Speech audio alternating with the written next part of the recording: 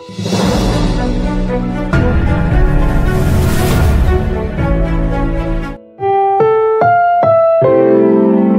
programang ito ay rated SPG. Striktong patnubay at gabay ng magulang ang kailangan. Maaaring may masiselang tema, lengguwahe, karahasan, sexual, horror o droga na hindi angkop sa Welcome back mga ka-episode plus at narito mga dapat nating abangan dito nga lang sa Abot Kamay na Pangarap kung saan tinawagan nga nito ni Doc Benitez itong si Zoe at binabalaan na nga siya, natigilan na nga ang pakikipagsabuatan dito nga sa mami nga niya dahil natatakot siya na mabisto nga siya nito nila Doc Tanyag at kapag nga nagising na nga raw itong si Lolo Pepe ay posibilidad na ituro nga siya na isang suspect. Kaya naman ang sinabi nga nito ni Zoe ay alam naman na nga niya ang kanyang kapalaran at hindi na nga rin niya alam ang gagawin nga rin niya.